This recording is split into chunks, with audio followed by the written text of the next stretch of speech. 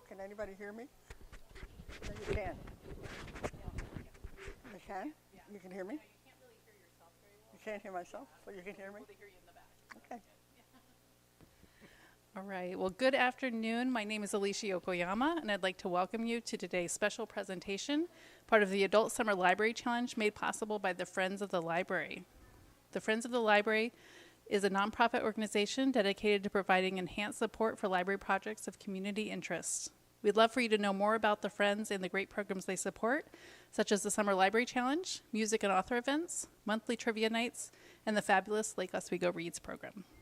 Visit the Friends website to learn more about their work, including the boutique used bookstores and how you can join in supporting the library. Now it is my pleasure to introduce today's speaker, Marilynne Eichinger. Marilynne Eichinger, former president of WAMSI, is an educator, artist, and mother of five, and is here today to share her latest work, The Water Factor, a Rightfully Mine novel. Please welcome Marilynne Eichinger. Thank you. Well, thank you very much for coming out on a hot Sunday afternoon. I hope most of you took a Mona and enjoyed a popsicle outside before you came in. That's good. What I'm going to do is read some passages from The Water Factor. But before I do that, I wanted to tell you a little bit about why I got interested and how I got interested in the subject of water. I read a book called Blue Gold, and it's by Maud Barlow and Tony Clark. And I learned what was happening and how water became privatized. And it all started in about 1992 at an international conference on water and the environment held by the United Nations. And at the end of the conference, they came out with a document called the Dublin Principle. And for the first time, water was called an economic good. So because of that, people started questioning whether or water was a commodity or a right of people. Well, that became commodified. 10 years later, big business led by Viventi, Suez, and Nestle convened 5,700 entrepreneurs in The Hague to consider how to benefit from selling water globally. UN officials, the World Bank, WTO, and 140 governments were non-voting attendees of that. Since those meetings, water became one of Wall Street's most actively traded commodities. It's bought and sold and allocated based on supply and demand. Proponents of it argue that treating water as a commodity encourages an efficient allocation and incentivizes investment. Those against it believe commodification escalated a world scarcity problem that has pushed millions of people into poverty. The UN has since changed its mind about water. It's now calling for united action to preserve people's rights to clean water. So, The Water Factor is an eco-thriller. It's filled with action, and it's set in the future, but the truth is, what I'm writing about is happening right now. I had a lot of help from the Native American community in writing this because some of this takes place on a Native American reservation. And I had help from an Ethiopian family that I'm very involved with. I'm going to start with a poem by Ed Edmo. He's a Native American Shoshone Bannock who helped me with this book. He's also a consultant to the Museum of the American Indian in Washington, D.C., in the Smithsonian. And there has been something. Sometimes it is a song, sometimes a whisper. Sometimes it appears to be an animal, then other times weeping. I hear it. There has been something that has disappeared from my Mother Earth, but I'm not sure what it was. But sometimes at night, I can hear it in the wind, or it comes to me in my dreams, like the smell of salmon cooking. October 2039, the heist. You are the guide, the Hokama, his grandfather had told him on the phone. Provide for the 7th generation, and you will know what to do. This is our way. Hokama moved forward with his grandfather's words vibrating in his ears. With so many people depending on him, he shivered in fear of failing. Floodlights washed over the parking lot, making it difficult to stay hidden. Hokama, wearing a dark blue pull-over hoodie, skirted the shadows of the trucks. Sweat dampened his shirt as it dripped from the ends of his long black hair and down his neck. He moved with stealth, slithering behind one vehicle after another, crouching to avoid the night watchman's eye on his 6-foot frame. The steel water tankers, parked in the neat rows with the largest in front, were ready for Glacier Oceanside's drivers to transport their liquid to cattle and hog ranches. Gleaming in the moonlight, they looked like a platoon of armor-plated soldiers preparing for battle. Wishing he had his grandfather's Remington with him, Hokama stepped forward empty-handed, holding his breath. He signaled for Freddie, his second in command, to hide behind a truck until one guard finished his rounds. The two had been scouting the yard for weeks, marking security cameras and tracking who came and went. The gates opened at 5:30 in the morning and closed again at 8. 2 guards remained on duty until midnight. One retired and the other stayed. After completing his 2 a.m. walk, the remaining man headed for a shack by the gate, pushing open a door decorated with the native rock drawing of She Who Watches, her huge round eyes boring into all who entered. Hokama hated seeing her abused in this way. Through the window, a cloud of smoke surrounded an older man in an old wooden rocker with a rifle across his sizable belly. His hand fell limp by his side above the glowing butt of his cigarette on the floor. He was asleep in a world of his own making. An ideal time to strike. Hokama was well trained and moved instinctively. His muscles led the way to the slow cadence of his heartbeat. With a deep inhale, he emptied his mind of everything but the task ahead. He pulled down his face covering, signaling Freddie to do the same, and motioned him over. Inching the door open so it wouldn't squeak, the two crept inside, treading quietly toward their target. Standing behind the snoring guard, Hokama ground out his falling embers, then grabbed his shoulders while Freddie seized his gun. In one smooth motion, Hokama slapped a strip of tape over the man's mouth and pulled a hood over his head. The guard squealed through the tape with his arms flailing.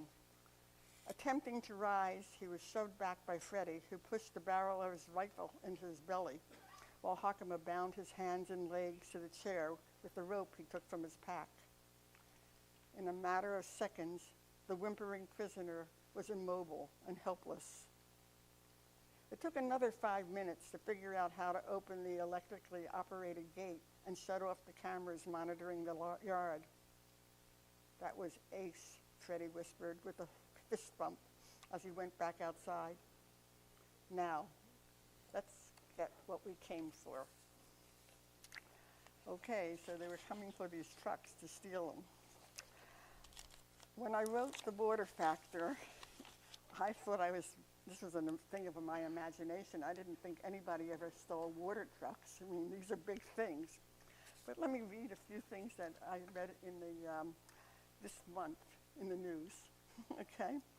In Ventura County, a man stole a water truck from a field in Oxnard, crashing it into 2 vehicles on Highway 126. In Cleveland, Ohio, thieves stole a water truck from Peninsula Business. Hawaiian news. A large military-style water tanker was stolen from a ranch in Kaliwea. It was the largest theft related to agriculture and ranch lands. The rancher's son said it was the 7th time it had been hit by burglars in the past few years. and he fears it may be hard to recover from this latest theft. In northern and central Mexico, I don't know how many of you have been following the news there, but where water is scarce, a black market developed controlled by water thieves using the same techniques as fuel smugglers. The thieves use a hot metal rod to make a hole in the pipeline and have specialized tools to control the water pressure when the pipe is thick. The water is then pumped into plastic containers and moved in a van or a pickup truck. Their black market business is so profitable they can afford to have armed guards to protect the thieves. So The Water Factor, this book in one sense is a coming-of-age story. I asked myself what it would take to make a high school graduate who was interested in motorcycles and partying into an environmental activist. And I was curious about my own grandchildren, and I didn't know what to do to make them interested in the subject. But I'm also curious about people who are reading my books. What will it take to make you become activists? I'm going to start the book with the graduation. It will take place in, this scene takes place in 2028. This is before the heist. The whole book is what leads up to the heist. Okay? James Hokama Byrne entered the gym, pushing past the line of students at company tables, waiting to speak to tech recruiters. The crowd had thinned when he reached the third row, beckoned over by one man who introduced himself as Matty Dunlap from Glacier Oceanside. The man stood out from the other shirt and size salespeople talking to her classmates. His pressed cargo pants and checkered Patagonia shirt put him in a more earthy league. Glacier Oceanside, James said. Never heard of it. You will. We deal in the future. Blue gold's our commodity. James noticed the heavy ring on the man's finger was from Yale. Water? That's a joke, he said as he grabbed a bottle from Glacier's table, glancing to see if the next one was more interesting. Get mine from a tap. Only fools buy it bottled. Fools drank 14.4 billion gallons of it bottled last year. There are countries worldwide and even cities in the US where it's the only way to get it clean. What you're looking for?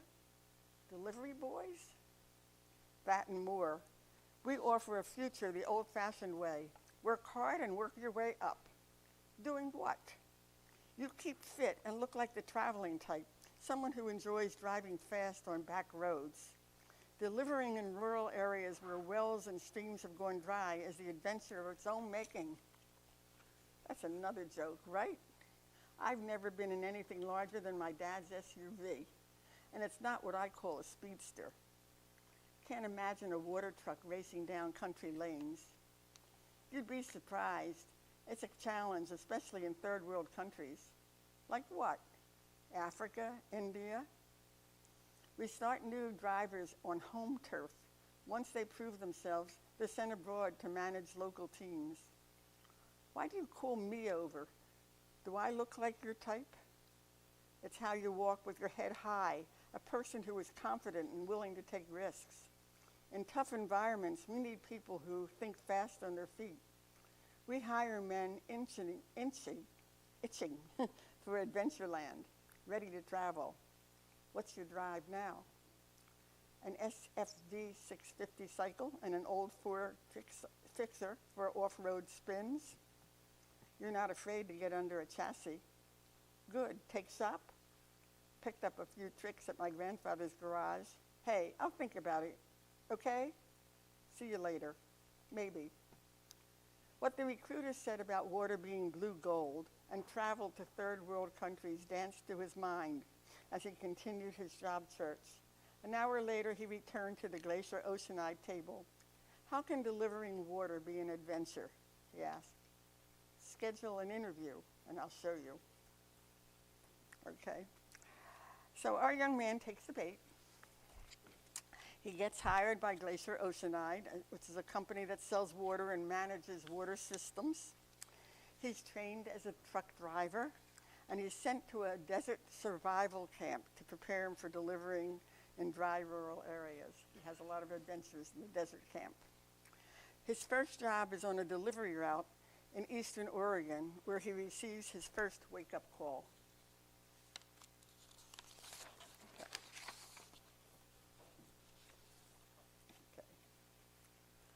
Though James didn't pay much attention to the waterway wars plaguing the West, he couldn't help but feel sorry for some of the families on his route. Large agri farms accounted for 80% of all the water used in the state. Elected officials ignored the inherited rights of small landowners in favor of the corporate farmers who contributed to their campaigns. Big Ag diverted water from streams and aquifers to no cost and drained them, leaving the farms dry. They ignored EPA warnings about fertilizers, pesticide runoff, and livestock effluents polluting waters. With governing board members bribed to turn their heads to complaints, James questioned how long small farms would survive. He particularly liked delivering to the Wilsons' ranch outside of Burns. As he drove down their drive one Friday morning, 40-year-old Mary Wilson was on the porch with her little toddler, Little Joe. She waved, shouting, "James, stop by for lunch when you're done." He smiled and raised a thumb as he continued to the water tank. No one messed with Mary.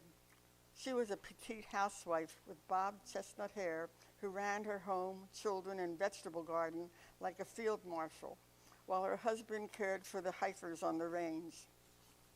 She was known for her berry jams that she sold through local gift shops and grocery stores.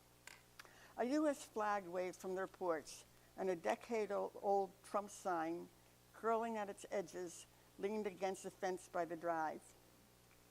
The last time he visited, Mary told him that she and her husband, Scotty, had been booed at a school board meeting by parents who didn't want their kids wearing masks during the pandemics.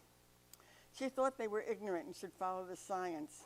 Yet she backed candidates against abortion and kept a bowl of pro-life buttons and bumper stickers in the hallway to take to rallies. Barb, 13, and Hank, 8, were in school, so the day's lunch would have 4 around the table. Mary's husband wanted to discuss the possibility of more frequent deliveries. After filling the Wilsons' tank, James parked in a gravel lot across from their house. He heard barking and shouting from the backyard as he approached the side door. Following the sounds, he rounded the corner of the house and froze. Mary pointed an AR-15 rifle at a man squatting beside an irrigation ditch, setting a barrier to stop water from dribbling into her garden. Though James's instinct was to run, he was held in place by leaden legs. He stood still and watched. "You touch that gate, Lyle, and you're a goner," Mary screamed. "Back away." "Now, Mary, put that rifle down," her husband shouted. "You know you ain't shooting Lyle." On the back porch, Mr. Wilson was 30 feet away from Little Joe in a baby swing off to the side. His barrel, chest, and limbs were muscular from lifting bales of hay. His ruddy complexion turned white when Mary swiveled away from Lyle and pointed the barrel at her husband. "I sure as hell will if he touches that damn gate, and you'll go first. Scotty Wilson, if you come down those steps to stop me." She shifted the barrel back to Lyle, who stood with his toolbox clutched to his chest. "I'm only doing my job, Mrs. Wilson. You're only entitled to flood the garden for an hour." "You see a flooded garden, Lyle? I sure as hell don't. Now you leave that gate open until the ground gets good and saturated," she said with her finger on the trigger. "Put it down, Mary," her husband pleaded. "You don't want to do something you'll regret." "Only thing I'll regret is not doing this last month," she said, glancing over her shoulder. "And while you're no help, you take all that water James brings each week and use it for the livestock when most of what we eat comes from out of this here garden? How do you expect to live if the plants go dry? Okay, so the world's water supply is in trouble. Pollution coupled with rising temperatures, increasing demand for agriculture and industry, it threatens the quality and availability. I don't know if you realize this, that a year ago, a paper came out from our state's government saying that 40% of the water of this state has inadequate water supply. We're in a terrible drought. 26% of the world's population lacks access to safe drinking water. 46% are without basic sanitation. The situation has caused an increase in water-related conflicts ending in violence. In many situations, as it is in Gaza, water has been weaponized. Water is the cause of fighting in the Yemen, Syria, Bolivia, and Turkey. There are disputes in Egypt, in the Nile River basin, and between Laos and China over the Mekong River. So our hero has many adventures. He falls in love for the first time. He's sent to Ethiopia, where he witnesses poverty, made worse by actions by the World Trade Organization, the International Monetary Fund, the World Bank, and private international companies like the one he's working for. He survives a kidnapping. After a year abroad, James returns. While visiting his grandparents' reservation, he sees how fires, well, I wish it was wildflowers.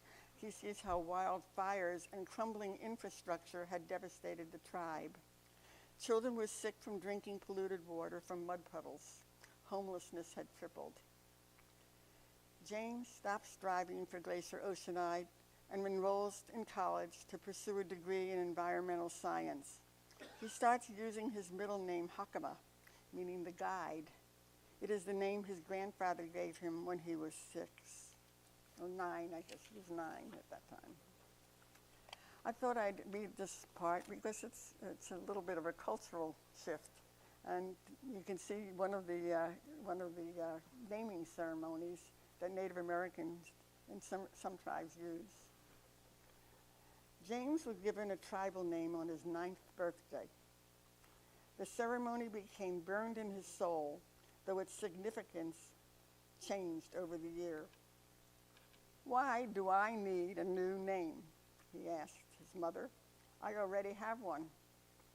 To know your identity and be connected with your ancestors, she replied.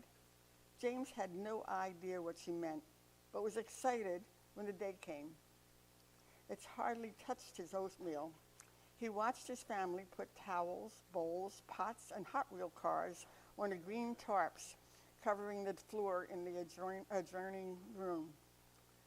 60 white paper bags with food gifts for their guests were in a row behind the tarps. Grab your coat, it's time to go, his mother said. James was in the middle of the tarp inspecting toys when she called. He crawled to the other side shouting, I don't want to. You go without me. I promise not to break anything. The gifts are for you to give away. Without hesitation, his mother picked him up and helped him on with his coat. The longhouse served as the ceremonial gathering place for special events. The cedar logs that framed the walls made the room warm and inviting. The chairs were arranged in a semicircle facing the podium. A man in his 30s sat off to the side behind a large drum. After their guests settled, Tohomakichi nodded to the drummer, who struck the drum 9 times, one for each year of James' life. He then sang in an alto voice that reverberated throughout the room. It was quiet by the time the shaman joined in, and to the cadence of the drum, uttered chants to purify the proceedings and drive away unclean thoughts. He was followed by elders praying in Saparan, their people's language. They were translated into English by Mary Townsend, a teacher at the high school. The 3-hour ceremony was challenging to sit through without wiggling. James sat on a high stool up front with an azure blue blanket, handmade ceremonial blanket draped over his shoulders. He wondered when his grandfather, Chief Hokama Byrne, White Bear, would give him his name. After fidgeting for over an hour, he sat straighter when his grandfather finally said, "Your name shall be the Hokama, the guide. You are the son of the Chekasawand, a people who will look to you as you grow older. A good name is better to have than anything else in the world. It will let you get into heaven, to reunite you with your family. When that happens, Hokama is the name the Creator will ask for." James was then escorted around the circle as his Indian name was announced to the 12 levels of creation and to the Creator. From that day on, he was called Hokama when visiting his grandparents. They returned to their grandparents' house, where, flanked by his parents, James greeted their guests. They introduced themselves using their traditional names before giving them a present. Now, as I said, James was instructed to give everything away later on. That was somewhat like a potlatch. Hokama's father is of Irish descent and a lawyer. His mother is Chief Hokama Byrne's daughter. She's a native physician practicing in Portland. Both are activists who help underserved populations. But his parents were very upset when he decided not to go to college after high school. But when he decided to give that up and become his truck driving career up, they were happy. And they invited friends to a dinner party to celebrate the news and brought along a daughter he never got along with when he was a child. Chelsea was enrolled in psychology at Berkeley, and she became a strong influence as the story progresses. She encourages Hokama to pursue his dream and to fight corporate corruption that rapes people of their rights. So while James is in college, the story shifts to the perspective of the corporate world. And we see how executives at Glacier Oceanside manipulate the tribe and take over management of their water systems. In the following scene, Aaron Gooding, Vice President of Operations, is at a tribal meeting trying to convince the elders to hire the company.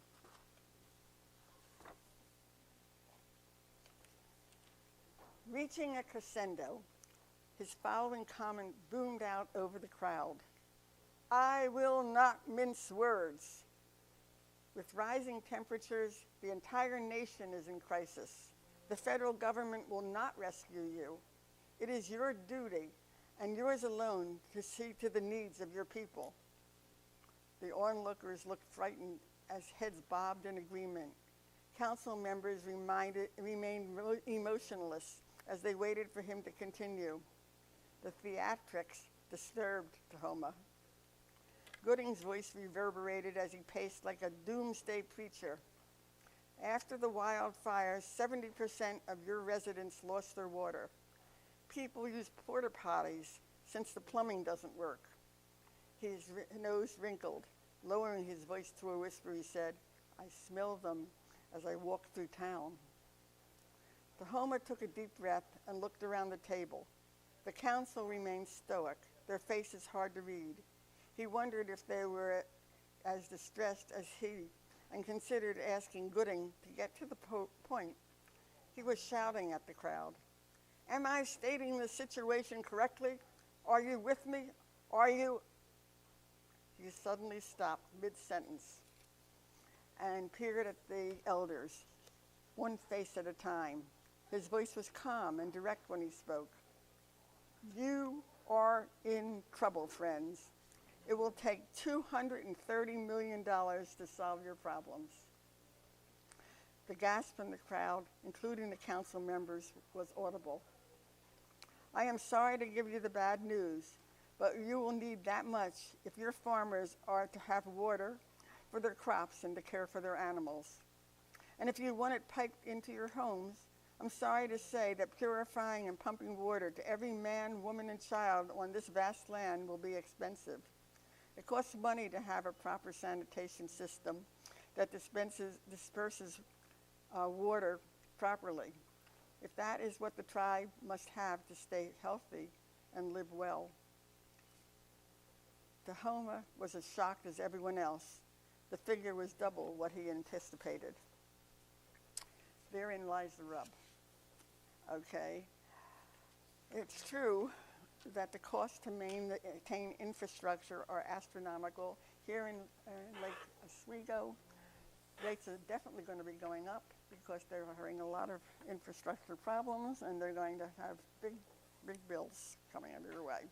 That's happening in Portland too.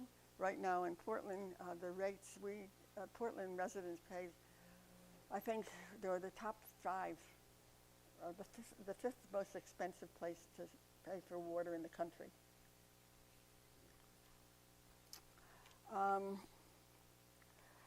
But despite the fact that the price is so high, they're made worse by for-profit companies, demanding 30-year contracts to manage the system.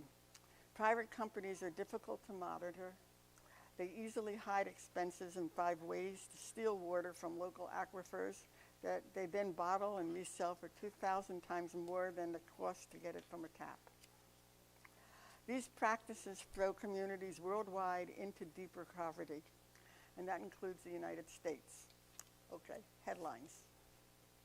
In 2022, prosecutors accused Falashi, a former Central California water official, of masterminding the theft of more than $25 million worth of water from federal irrigation canal over 2 decades and selling it to farmers and other water districts. He's now in federal penitentiary. Salem, Oregon. Correspondent Andrew Selsky revealed that illegal marijuana growers are taking water from uncontrolled amounts, draining wells used by landowners and farmers, and that overstretched law enforcement can do little about it.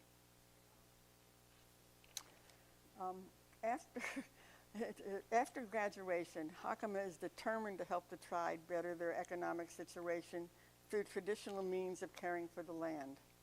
He admires much of what they're doing.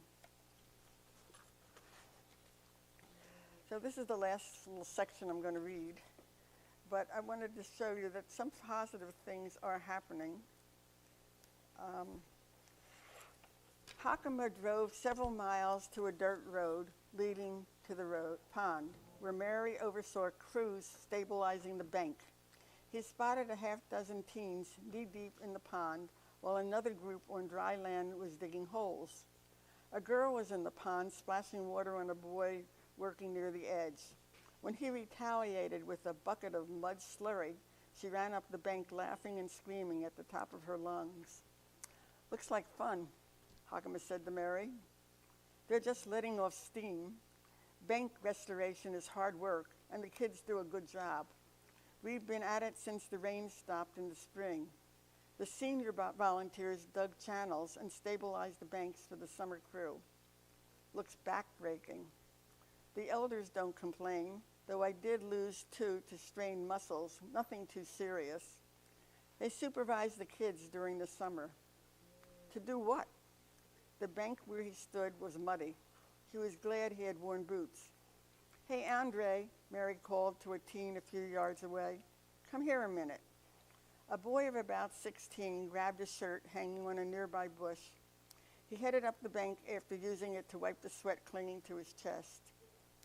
"This is Hokama, Chief Tahomakichi's grandson," Mary said. "He wants to know what we're doing." "Working our tails off planting cottonwood poles. We're supposed to put thousands in the ground before fall. Mrs. Thompson says stabilizing the banks will bring back salmon and deer. I sure hope she's right. They'll be 30 feet high in 5 years and provide enough shade to attract insects and birds." "You a volunteer?" "Hell no. This is sweat work. I earn my pay." Mary chuckled as the boy left to dig another hole. "It's work that keeps them out of trouble. Who funds it? State wildlife?" It felt good to be in the field. Hokama wished he could spend more time outdoors instead of glued to the computer. From the looks of it, you have your hands full. All I wanted to do at that age was chase tail. Mary's eyes were on the pond where two boys and a girl were throwing buckets of water at each other while an older man was wading out to put them back to work. The man got drenched when a bucket aimed at the girl missed its target, spilling on him instead. The elder raised his fist, shouting at the kids as they dispersed. Hokama laughed. They need a challenge. Like what? Offer a prize to the person who plants the tree that grows the tallest by summer's end. I was 9 when my mother told me cottonwoods grew 6 to 8 feet a year. After spending an afternoon waiting to see a sapling grow, I told Ma she was a liar. She gave me a notebook and measuring tape and told me to keep track of the growth weekly. That tree grew pretty darn fast. You're a born teacher, Mary said with a nod. How about talking to them over the summer? Maybe a few will get inspired and consider college. Sure, but don't get your hopes up. It never worked when my parents badgered me about going. Shouldn't we get going? The meeting starts in a half hour. So, while he's, let me see here, let me talk about this. Hokama views water as a right and not a commodity. He wants to help the tribe and other communities regain guardianship of what is perhaps the most important resource anyone needs to sustaining life. You can't go without water for 3 days and still live. The situation on the reservation gets ugly. Glacier Oceanside's executives are thieves who unashamedly employ their unfair business practices. They aren't afraid to eliminate anyone who gets in their way. Realizing that he can't do it alone, Hokama incorporates Rightfully Mine as a nonprofit organization and enlists the help of friends he made while he was in desert survival camp and in a college environmental club. Part of Rightfully Mine's mission is to educate the public. It's also a front for an underground cell that goes after corporate criminals. The group decides to attack Glacier Oceanside with a force that will crumble their bottom line. Now, I don't want to give the story away, but let's say things do become tense, and it does become a little bit more exciting as time goes over. He gets a lot of help from his girlfriend, who is a psychologist, and she deals with some of the children who are on the reservation and having trouble. But all of the things that I've been writing about are happening around the world today. The World Trade Organization is one of the, I never could understand why the World Trade Organization was being protested when they were in Seattle. And it took me a long time to understand what they do. And what they do is they go into countries and have them change their laws so that they're not going to be supervised anymore. And all the protections go out the window. And when that happens, then the World Bank and the International Monetary Fund come in, and they're willing to put up a lot of money to private companies that come in, foreign companies that come in and take over the water systems with a contract that goes on for 30 or 40 years. And they do things like drain aquifers under farms, and what's happening is that all those farmers, the small farmers, are being pushed off the land, and they're the ones that you see now that are migrants and having trouble, and they're coming and pushing on Europe, they're pushing from South America to come here. So water is a tremendously difficult, complex issue. There are certain cities that are starting to kick out these private companies. You know, like Lake Oswego has a private-public, we're very proud of this private-public partnership. And Lake Oswego's water comes from the Clackamas River, and they're involved with Tualatin Tiger and there's an arrangement for water to come there, but it raises the prices. And the average price of water going up in some communities is as much as 76, 78% higher. In Portland, it's 33% higher because private companies are involved. They need to pay taxes. They need to get money for their shareholders. They need a profit. And everything gets passed over to the end user.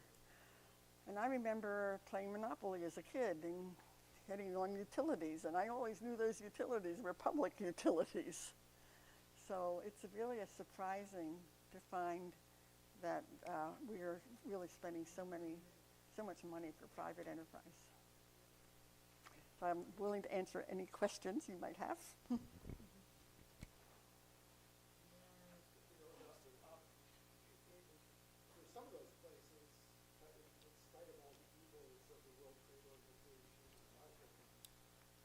Some of the reasons they got in there is that the existing governments have been exploiting all the resources themselves and not giving them to the people. So, it's a tough line where the people suffer, whether it's the government is bankrupting because of bad utilization of resources. Well, certain companies, Ethiopia, for instance, is one country. They had a lot of protections, and they were doing fairly well. But they need infrastructure repairs, and they didn't have the resources. It's a push. When I said it was, like when I mentioned all that money that it would cost for the reservation, that's an actual figure for Warm Springs Reservation right now. It costs so much money for them to repair their infrastructure, so they don't have it, so they go to a private company. But those private companies come in, and they don't have anybody supervising them. And if they have cost overruns, they make more money.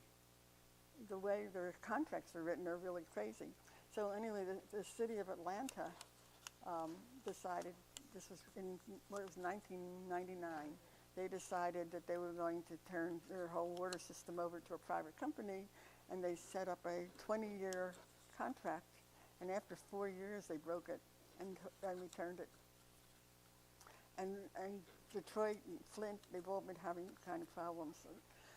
So many cities who have done this people are getting angry because their water rates are going up so high, and they're starting to take it back. And the studies that have been done to say, do they provide a better service or not? They don't. They do not provide better service. The government services are just as good, if not better.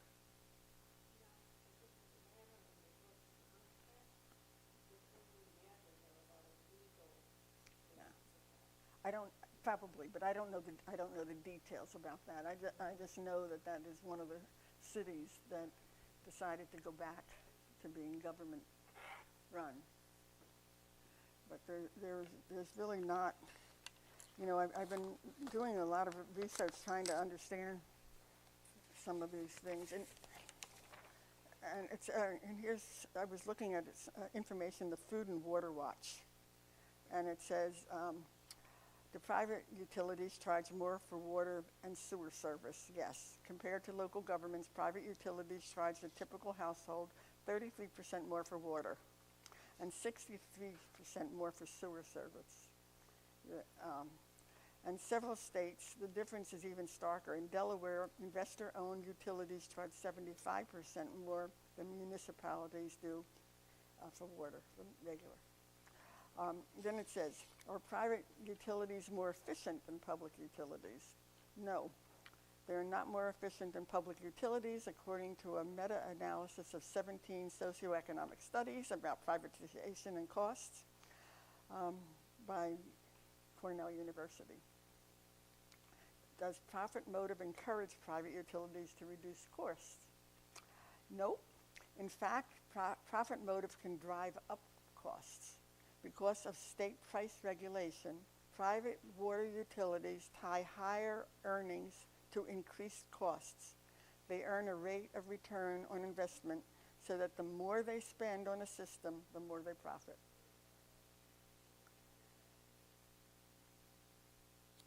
So. Portland has this huge resource of Bull Run, and we spend a big part of the budget with the Water Bureau building out infrastructure, and yet our rates are still, as you said, the fifth highest in the country. How is that possible? Because I'll tell you, would you like to know all the companies that we have? You know, we don't have the city running it. We have, I forgot how many, there's 50-some companies involved. Some are major. There's a $1.8 billion contract out on filtration system and piping for the Bull Run area, for the Bull Run water system. Bull Run feeds a quarter of the people in the state of Oregon, with many other counties besides Portland and metropolitan area. But they charge money. They need a profit, and it's expensive. It is expensive to do that. And all over the country, that's the other problem, is their infrastructure is failing. On Warm Springs Reservation, their pipes are corroded, and they need a lot of money, and things are so expensive these days. So these companies come in, and when they come in, then people unknowingly wind up giving away a lot of rights, and then they steal. So I don't know what kind of, the thing that I think that people need to do is they really need to monitor what's going on in their own community. And I think that we really need to get control back. This is one of the things government should control. This is my personal opinion after looking at all of this. So it's critical, and you know, the other two books I wrote were nonfiction, and I was thinking about this as a nonfiction book, but I thought maybe I could get people to read this and that it would hit them a little bit more, you know, and they'd understand it a little bit better. But it took me 3.5 years to really understand what was going on, somewhat understand. I mean, there's a lot I don't understand. But, you know, Mexico City ran out of water. And that is a real crisis for almost 40 million people. But they say that this could have happened here. It can certainly happen here. Yep. Well, one thing I was wondering was, you mentioned that the World Trade Organization is a big factor for the privatization of water resources.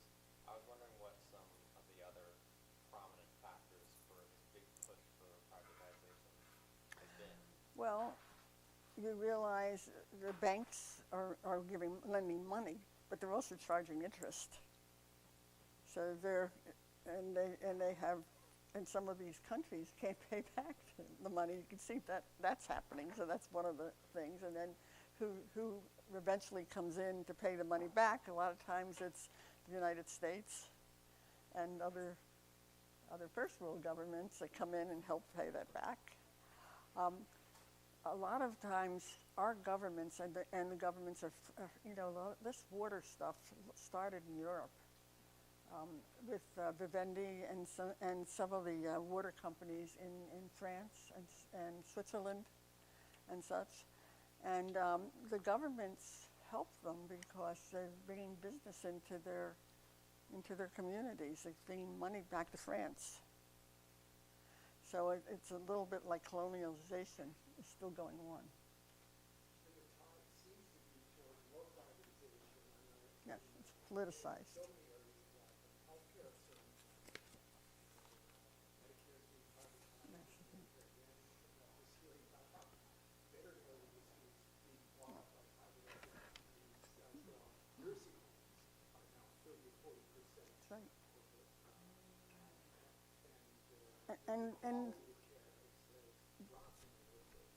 And poor people are that's going to be more and more people on the streets because they aren't getting services, and more kids are drinking from mud puddles, and they're getting dysentery and such. And no, you know, it doesn't have to be this way. We don't have to live this way. But you can't make change. You know, I go back to this. What makes a person an activist? What would make you an activist? So you actually do more than just talk about it. And I think that you have to join a group. You need power, you need that kind of power of several people working together and making plans and going out and talking and lobbying and talking to people and things like that. It really is not something that you can do by yourself. I mean, we can do little things. You don't have to use as much water when they put the shower on, things like that. But really, we can make changes in the way buildings are built. And we can start, in some of the buildings actually, they're starting to recycle water. But we have so many people on the planet, and we have warming coming, that we have to do these things. You know what? One of the best cities in the country that's doing this is Las Vegas. Yeah, something like 60-some% of the water that's used in these hotels is being recycled. So it's extended their problem for a few years, but it's still coming because they can only extend it so far because they keep building new buildings. What about the removal of salt? Well, I looked at, It's interesting that with Israel has been able to have a high degree of success doing that. But it seems like whenever the U.S. looks at it, it's not economically feasible. first of all, it's extremely expensive. And I did look to see. Also, there's a downside to it. You know, when they remove that salt from the water, there's still chemicals and other things in the removal process, and some salt remains. And people who are not supposed to be having so much salt in their bodies, they are getting too much salt in their body. So there is a problem with that. But it works fairly well if you are right on the coast. But the cost of transferring it inland is astronomical. This is what I've heard. That's what I read, you know, because I did a blog on that subject. And it's coming down, but to have enough water for everybody and to do it in the big thing, it's huge factories and lots of chemicals and a lot of problems yet. Now, I know Israel's doing it. Most of Israel's water is coming from the desalinization plants. Another community that I remember, I've been in Oregon several years, and I remember this religious group that moved here, I don't know, 30, 40 years ago.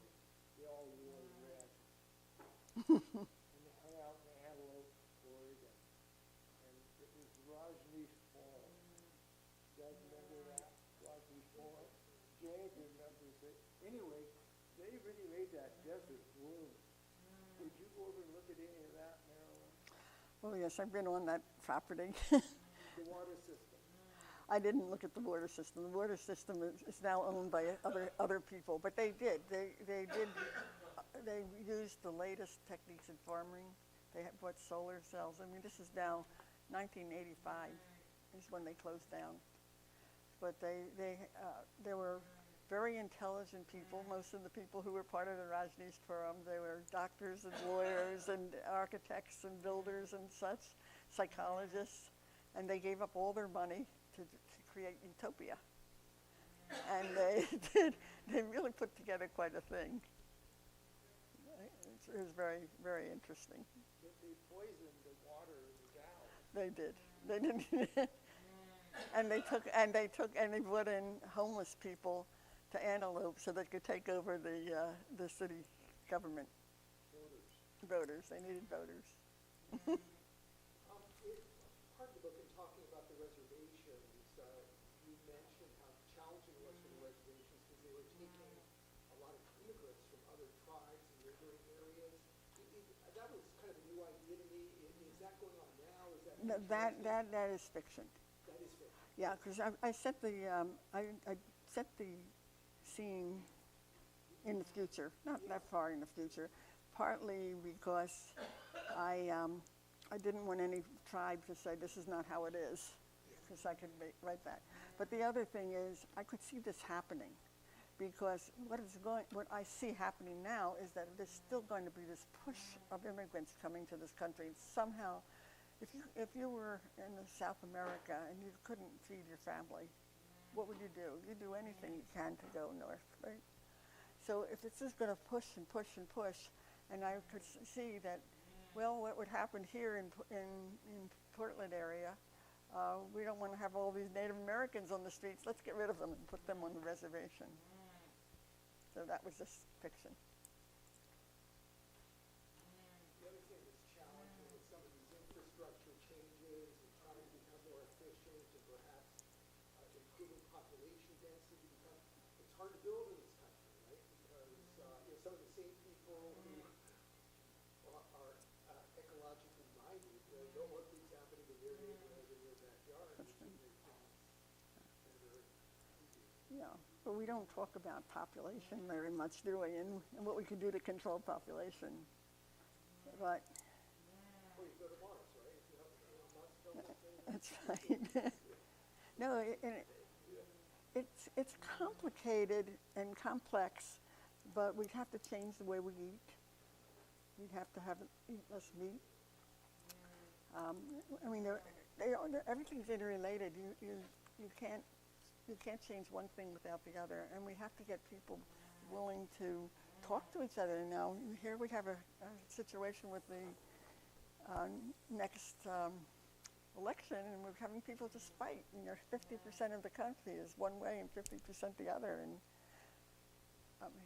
I mean, I think about these questions all the time. I write a weekly blog, and the blog that I wrote this week was asking kind of the question of what would make turn a person into an activist, and what keeps people from fighting with each other. But one of the things I realized is that, take Maslow's hierarchy of needs. You have this whole percentage of people at the bottom rung of they don't have housing, they don't have food, and such. Well, they're not going to be activists. And then you take the normal curve distribution of IQ. Now yes, people can change it a little bit where they stand, but in general, it goes like that. And you take people with 85 IQ and less. Well, that's about another 14% of they're not going to be activists. And a lot of people with lower IQs, well, maybe they'll be followers if they follow the right people. Okay?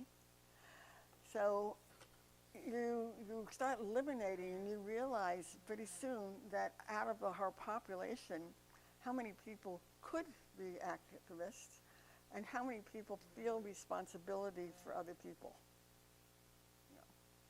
So we need the people who are lucky enough and fortunate enough to think and to analyze and to such, and we need people to actually do, because we need to take care of a lot of the population. And that's that responsibility, Is there much eco-activism on the reservations now that you're aware of? Yes, they are. And it depends on which reservation, of course, you see. The one that's in the most difficult situation is Navajo Reservation, because they really have lost water because of the Colorado River. And it's only recently that the government has even let them come to the table. But it's also complicated because to make money, they allowed oil companies to drill in their reservation. So they have a lot of contamination because of that too. But they're working together, and they are making some little improvements. There's a lot more that can be done. I mean, I threw out some of these. You read the book, so I threw out some of these ideas that reservation could do if they would open themselves up a little bit, because some of the way Native people look at the environment is very holistic, and we could learn a lot from that. But I think the Grand Ronde tribes are doing a lot, and they're doing a lot with the fish too. Yeah. And I think people are beginning to pay attention to that. That's why we have, OMSI is building that whole area that's next to OMSI, and it's going to be a Native American center, part of it. And then in Oregon City, I think it's the Grand Ronde tribe that's going to be putting up a whole Native American center. So there's some coming back of that. The idea that you have to respect the land. I know that Warm Springs doesn't do the slash and burn. A lot of it, their land's on forestry, but they don't slash and burn. They do selective logging.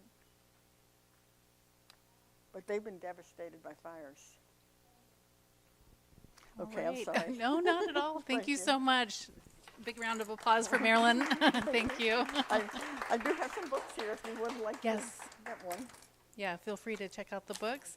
Also, if you're participating in the Adult Summer Library Challenge, the code for today is Eichinger. So that'll unlock your prize.